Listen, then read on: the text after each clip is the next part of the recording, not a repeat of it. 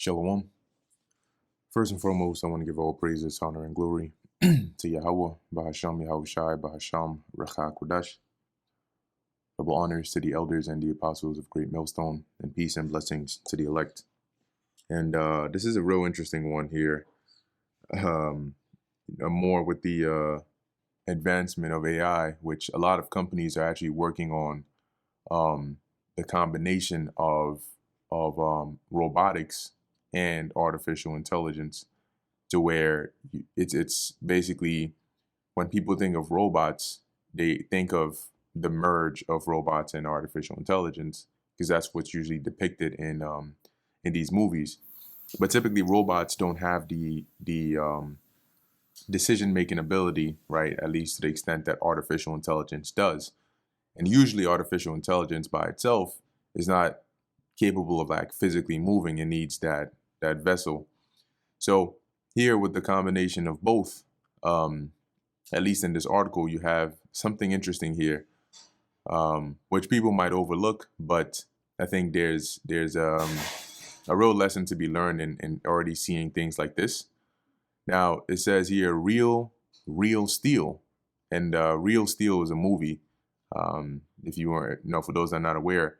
And the gist of it is basically like boxing or fighting, but with robots. And if I remember correctly, I think either they control the robots in some way, shape, or form, whether it's by like almost like motion capture, like with the robots mimic their moves, or with the actual controller. I don't remember the details, but that's where they get that, that's why they're making that reference. Now it says here humanoid AI, and humanoid just means like human-like. So they have hands, feet, head, body. AI-powered robots duke it out in China Fight Club. Now, I'm gonna play the video, and you'll see it, and it looks very like those robots are moving very fluid, freaking throwing better round kicks than than most people. But the thing here that I think is interesting is we're seeing this level of technology in like a Chinese fight club. Okay, so if you're seeing this in a fight club, what do you think they have in store in terms of what they actually take seriously, in their secret military, places? So before reading the article, like I said, I'm just gonna play the video real quick so you can see here. There's this one, and then there's this one. But let's start with this one. It's only a few seconds long. Yeah, look at that. A nice round kick right there.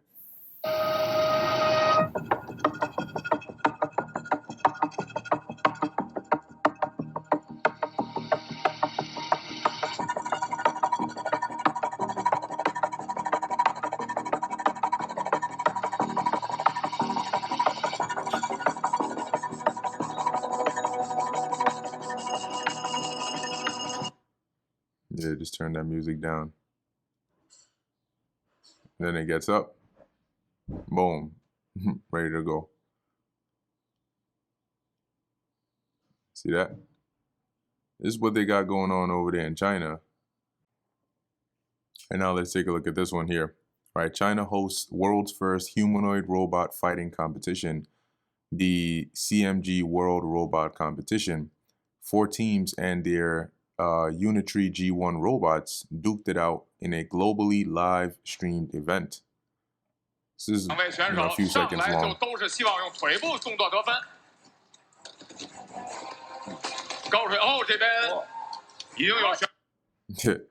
We'll play that again. 好，裁判员奖励着老师一声令下，2位选手上来就都是希望用腿部动作得分。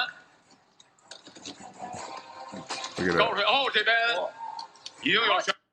Right there. So, that's showing you already, like, that's the point that I'm making here is, eventually you'll start looking like this, right? You see these CGI kind of pictures here, because to modify the body of the robot, that's much simpler than to, do the whole integration and get the motion and everything right.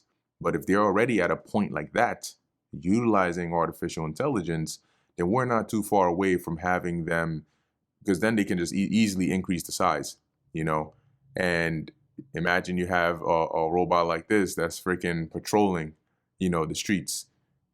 There's metals that are pretty strong to where if you shoot at it, unless you have like a freaking machine gun or something like that, it's gonna take a while. Even if you play these like these robot games, you see how if you're like shooting a robot, it takes a good amount of rounds before the robot actually stops moving.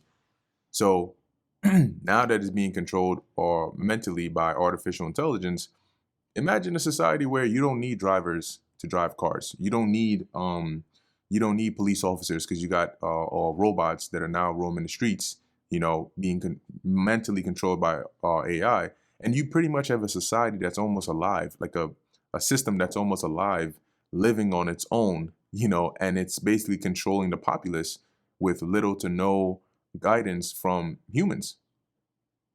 And that's where they're trying to get, but that's how it starts. It's like a baby that you raise, and when they're a child, they're at your mercy, and eventually they get old enough to where they can start working with you, and then eventually they get to the point where they're now stronger than you, and now you are at their mercy, right? Because now they're wiser and stronger. But let me read this real quick. It says here, 4 artificial intelligence enhanced robots have been put through their paces in a Chinese robot fighting competition. And like I said, this is a part of bread and circuses, right? This is for fun, right? Shits and giggles, as they would say. If they're using technology of this level for fun, like I said, what do you think their technology that they're serious about looks like? And in addition, I believe it was, I forgot what company it was, but they have this thing called it was Kawasaki, actually. It was Kawasaki Corleo. Yep, this is it right here. For those that haven't seen it, see if I can play a bit of it. So it's basically a mechanical like horse, right? It's not even you're not trying to drive cars or ride motorcycles anymore. It's like a mechanical horse.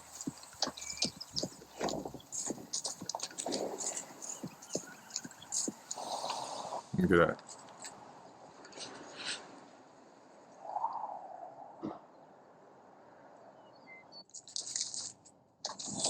And of course, this is a concept trailer, right? So this is like CGI, made.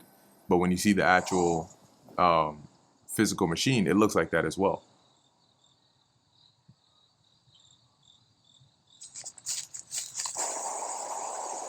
And their thing is that it can cross different terrain, right? It can go up, different areas where your typical car can't go, climb mountains, all of that.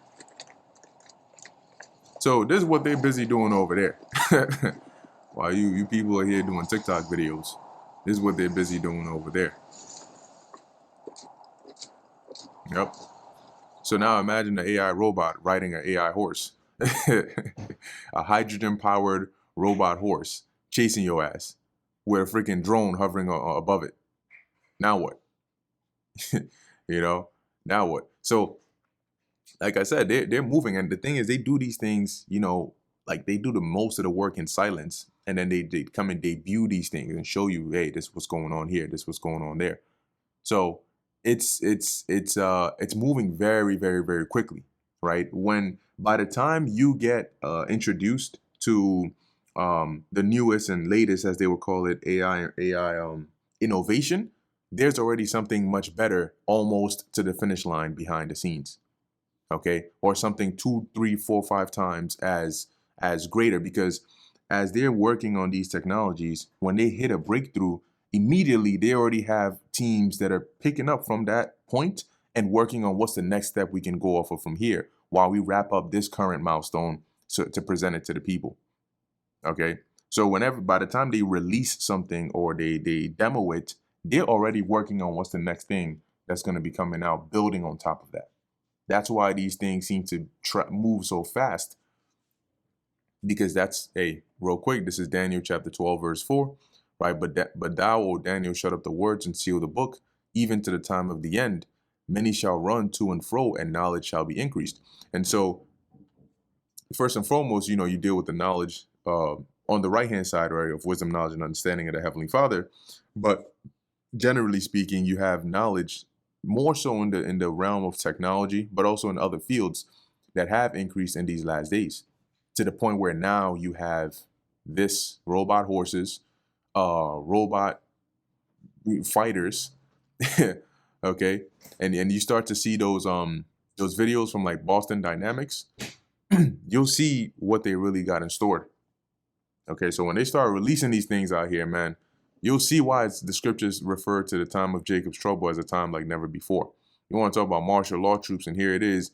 You see a troop, you're like, oh, you try to kick this guy, and it's freaking, your shins are broken because it's metal.